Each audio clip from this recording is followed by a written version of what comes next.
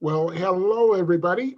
And thank you for coming back on to another Facebook Give Back series on the breakthrough, business medium. And today I'm really excited. I always say I'm really excited, but every time I do another one of these and I have a special guest on, I get more excited. So I guess I'm just stacking.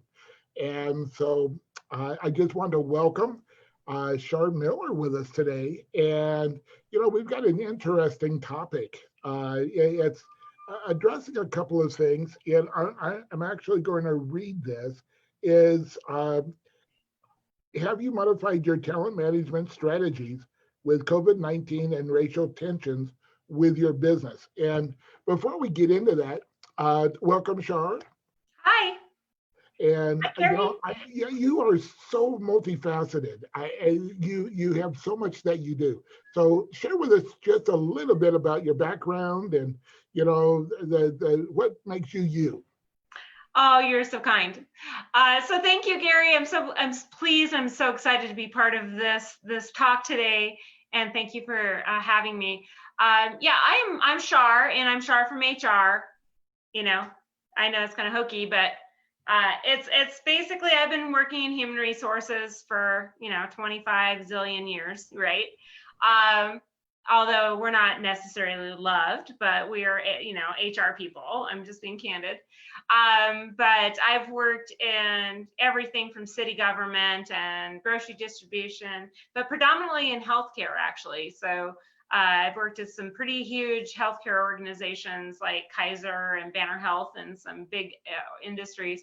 And I was like, when I was a junior HR person, I was like, the HR manager type of person. And then I really got ambitious about something called talent management, which is kind of above and beyond just traditional HR practices. It's about how you attract and retain and take care of your people. So I left corporate. It seems like corporate's kind of like that word, corporate. I left that world in 2016, and I became an entrepreneur because I know a lot of your audience is entrepreneur and people like that. So I actually started my own company, and I also do talent management consulting, and I also do career coaching. And so for the last 4 to 5 years, I've just been on this journey, man. And I have to tell you, in the last 6 or 7 months has been quite the journey. It's been quite the mountain I've been climbing. Yeah, I But think that we're all on that mountain with you. yes, and So that's why I just love meeting people like you and your audience, and really talking about these sensitive topics and really helping us along the way to take care of our people and our employees and leaders and entrepreneurs. That's my super ambition right now. So thanks for having me. well, you're welcome. So let's start out with more of a basic question of what talent management is.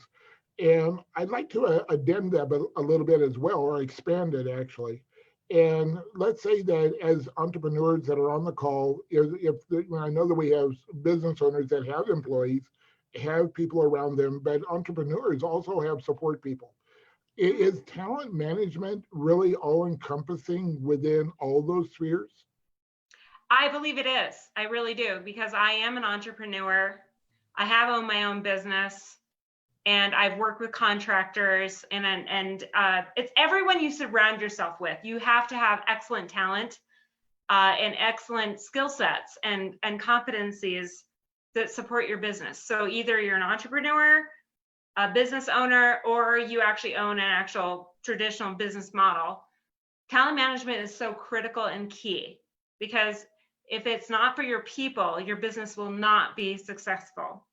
And so there's many aspects of talent management, everything from hiring, competency, training, development. There's so many aspects to it, development.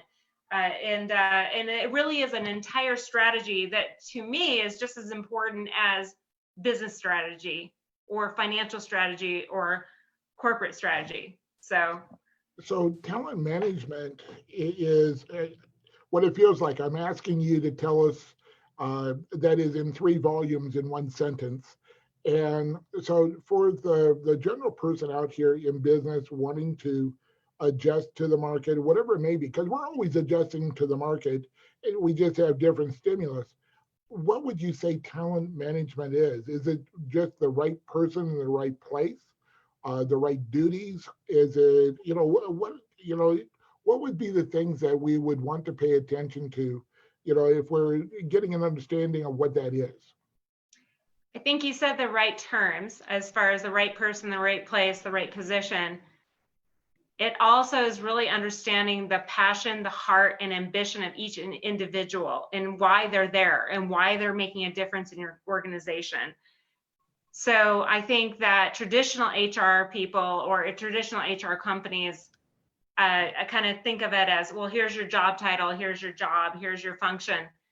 It is way deeper than that.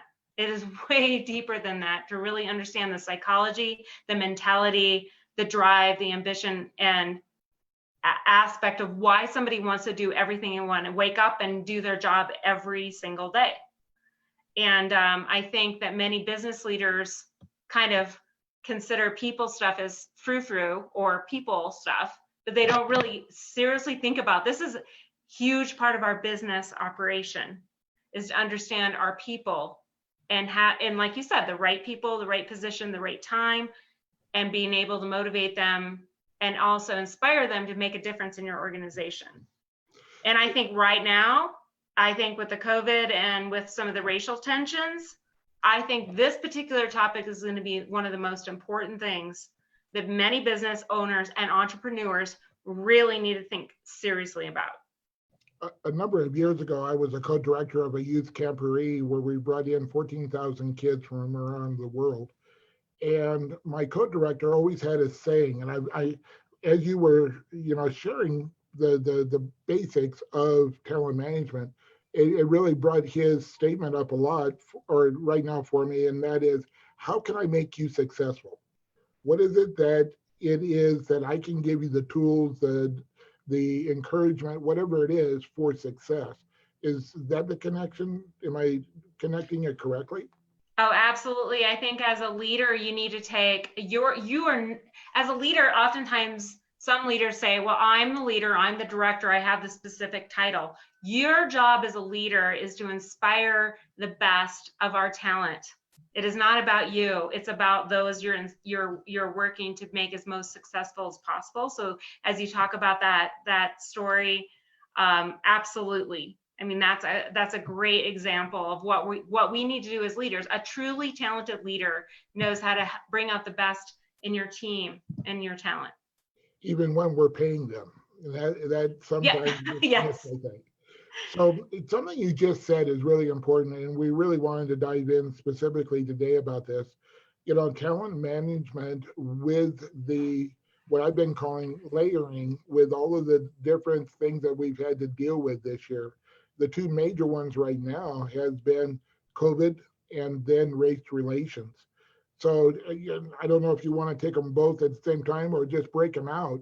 But what are some of the things that we can really be paying attention to where we can be going forward instead of having maybe that proverbial running up a sand dune where we put things into place and then we have to fix it and go, it can get very tiresome and also very expensive, I would think. So what I love about my time in life right now is that not only am I a talent management strategist, I'm also a business owner. And so I left corporate in 2016. I started a business. We have anywhere between 20 and 30 employees. And it's interesting to leave a corporate job and literally start your own business as an entrepreneur and actually start running your own business. And then look at your traditional talent management philosophies and practices and realize with the COVID and all the racial stuff that's happened recently and the unrest, to think differently about talent management strategy. So I literally had a dashboard, like a traditional little dashboard. Okay, these are the number of people I'm hiring. This is what we're developing. This is what we're doing. And now today I've had to completely throw that entire plan away. And I've worked with big healthcare systems. I've sat at the executive table talking about talent management strategy and I left those corporate jobs, if I was sitting at that table today, I would say trash it, trash your talent management strategy. Because today, in the last 3 months, it's going to look completely different. And what I recommend is companies or entrepreneurs, you got to go back to your values, your fundamental values. So for example, my company of Rocky Mountain Health Advocates, our values are compassion, dignity, and respect. Compassion, dignity, and respect. Very simple things. Most companies have, I hope, some values, like they have their fundamental values. So what does that mean? How are you compassionate to your employees? How are you compassionate to your clients? How do you offer respect to them? How do you offer dignity? Well, now that you offer personal protective equipment, the fact that you are disinfecting your work environment, perhaps your traditional performance management processes of giving someone a performance evaluation is not going to inspire someone to really take care of their clients with compassion, dignity, and respect. So absolutely, I have been completely revamping my entire philosophy about talent management strategy during this time.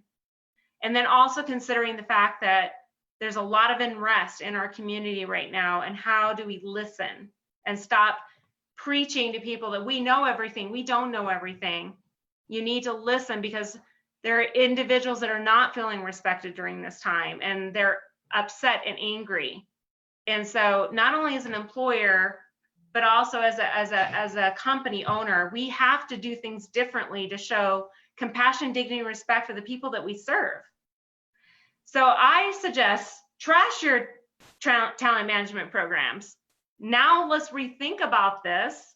In fact, I think you said to me before this call, some companies don't even have a strategy in this aspect. But I think now people matters more than everything. So we need to be thinking about that. You know, what was coming to me as you were sharing is that the things that you're suggesting are things that we probably should have had automatically in business anyway. Those three things that you have in your business, to me, if you don't have that, you really don't have a business. It's not a business of relationships. It's maybe a business of press hard 3 copies next. And so you're always chasing that next, whatever the deal is. I hate that word. And, you know, when we're putting this in place, and, you know, maybe sometimes we have stimulus in the marketplace too, that again, when we were talking before the call, how many businesses don't even have an idea of what this is, and they don't have a strategy for this, and how important it is. Because to me, whether or not it'd be like my virtual assistant, if I don't have those three common elements in working with her, I'm not going to receive the benefit that I'm wanting, and I shouldn't. I mean, it really is people don't understand the concept, I think, sometimes of the word team. Correct. And, you know, when you're talking about, you know, the strategies that you put forth, it's really about building a strong team, as I'm hearing it from you. Yes, and it really takes a lot of thought in analytical analysis about the right team that you have executing on the operational aspect that you are expecting of your organization. And I think oftentimes people like HR people or whatever organization like me that we work with is often belittled and not really taken seriously. And I don't care if it's not being taken that seriously. But moving forward, I think people are demanding a change. They're demanding their organization, their chief HR officers, their HR and CEOs and CFOs and COOs, whatever those C-suite levels, you need to wake up and say, yes, we care about our employees. We care about our front line. We care about the people that are making a difference to their clients. And how can we make their environment different so that they enjoy their job and are willing to make the difference for their customer? And I think we are now in a phase where it's going to be taken very differently. I'm not saying that the COVID and all what's happened in the last couple of months is a good thing at all, but I do believe it's part of the whole awakening about how companies need to change. I call it, we are attempting to be a healthy employer right now. Healthy employer is beyond just offering water to employees, offering fruit, vegetables for your employees, water, whatever. It's also about how you reduce a toxic work environment. It's how do you reduce the bureaucracy and the politics and the things that really upset employees in their work environment. It is such a, there's so much aspect to it that I think now leaders really need to stop and take a notice to help their employees with not only in their personal lives, like the Maslow's hierarchy of needs. All of our employees have basic needs. They're worried about their health, their safety, how to take care of their families. How do you expect your employees to be that productive if those fundamental things are not taken care of? If you're not taking care of their overall health and safety. So I'm not saying you have to go out and hire consultants like me. I'm just saying that today is the time to really listen to your frontline employees and really listen what they need to help them through these difficult periods. Well, and I'm guessing there's a few people on the watching us saying, well, this really doesn't apply to me because I don't have employees. Yeah. And I'd like to suggest two things. One is we all have people that we deal with. You know, we employ maybe a virtual assistant, we have printers, publishers, whatever it may be. But the other thing that was coming to me is that as a consumer, we can affect this area as well. If we're seeing someone in the marketplace being abused, say something, take it to management, make them aware that you're aware that if they want your business, that they might want to, you know, choose to have a little different philosophy for the company. Because in essence, in most businesses, money talks. And as a consumer, we have a lot more power than you realize at times, rather than an employee making a complaint. And so I'd like to encourage us to really have that ripple effect, have that ability to make a difference on that side too. So, and I know the time is just flying by.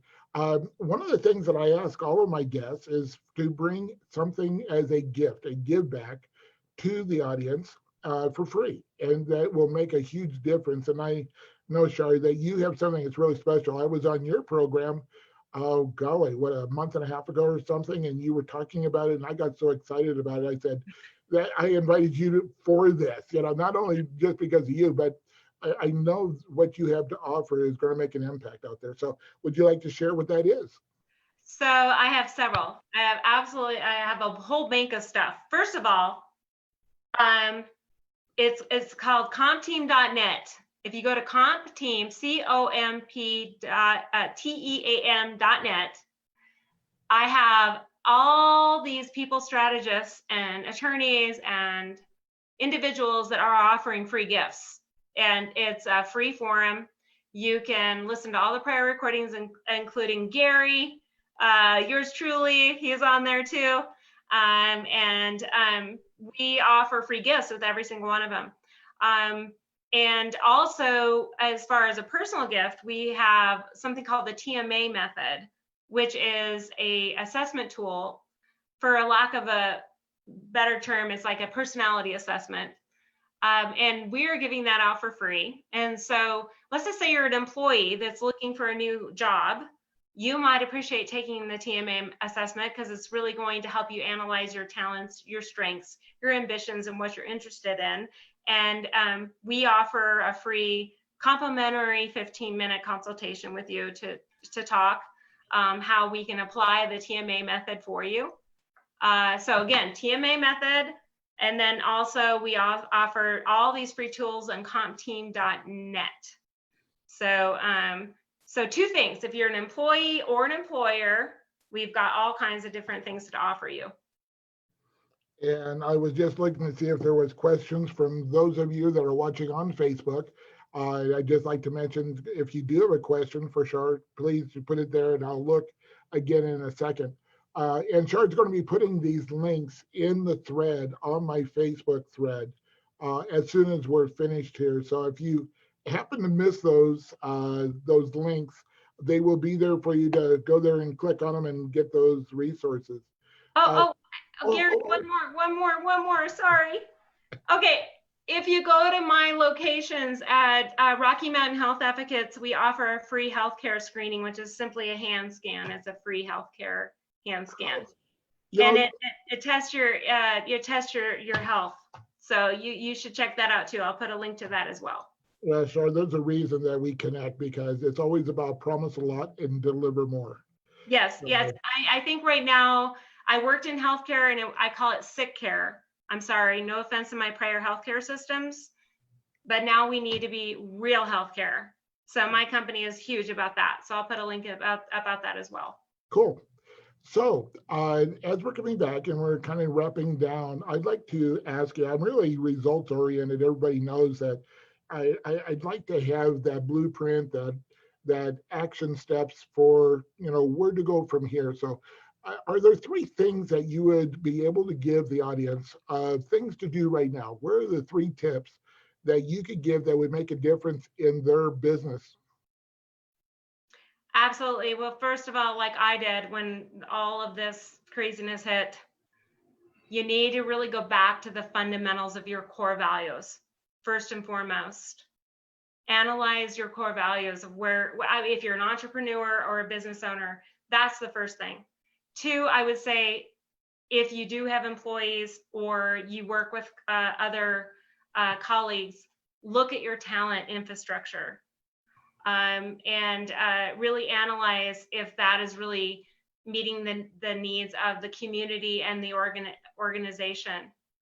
And then number three, just take care of yourself and take the breathing mask, because you can't take care of others if you can't take care of yourself. And I think that is extremely important as a leader or as an entrepreneur, and always remember that.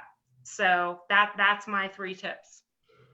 Well, as always, I just appreciate everyone that comes on the program to share and to give. And we really only, hit the very top part of the topic. In 25 minutes, it's very difficult to go into a very substantive topic very deep. And so I would like to encourage everyone, if you have questions around this, to please reach out to Shar, and to make that difference not only in you and your business, but in the lives that you touch. And you're going to see dividends. People, I think, at times see a topic like this as being non-revenue producing, but it may not be a direct revenue producing, but it is the glue that keeps revenue connected to your business. If you look at it that way, and you're not flying and having the wings come off, you really want to be able to have a sustainable business and not have some of these diversions and distractions that a lot of businesses are facing right now. And so, Shar, there's something I always do, and at the end here, I would like to just have you give the last word, and then I'll just do a quick wrap up. Oh, you're very kind. So thank you so much, Gary. I really appreciate this. I have to tell you, I personally have grown a lot in the last several months, and also in the last several years, quite frankly, since I left my corporate job and started my own business. And it just takes a lot of tenacity and vision and belief in yourself. And you can do it. You can do it. And I think you just need to surround yourself with great people like Gary and his colleagues. And people,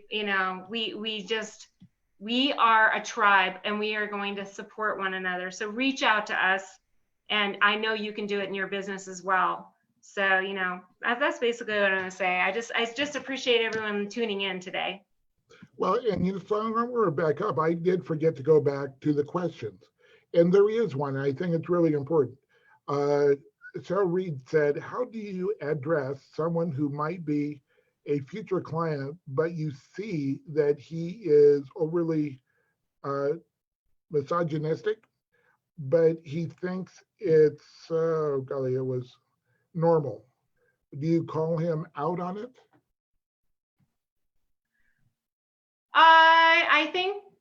I think it's good to ask questions and listen.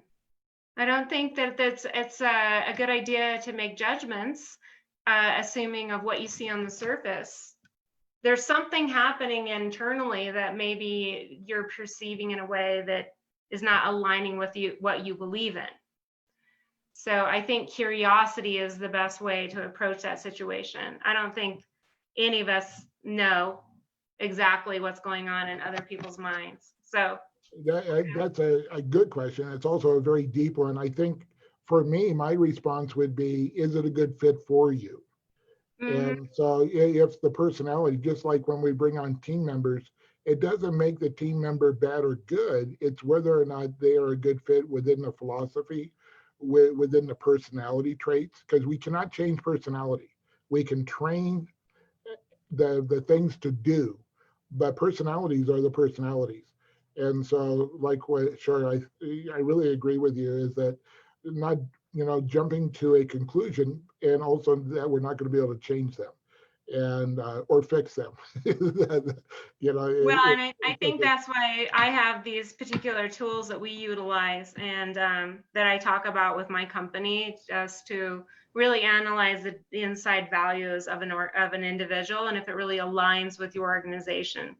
and And so I think it's and, important. and, that, and that's where uh, Shell, go on and get that assessment tool. That's really going to help you with that question. Yeah. So, let us know where you're watching from. If you're watching on the um, replay, let us know. Just know that I so appreciate each and every one of you for following, for participating, for giving us the questions. This is a time for us to really bring relevant, usable information to the marketplace. And each of you have that opportunity as well. So thank you so much. Shar, thank you. It's been a joy. And, Thank you know, you. Thank you for being a speaker for us too on compteam.net. you're welcome. And in fact, in about a week, I'll be back again. Yes, you will. And we're going to promote you too. So thank you so much. So everyone, have a great day, and we'll see you on the next Facebook Give Back Live.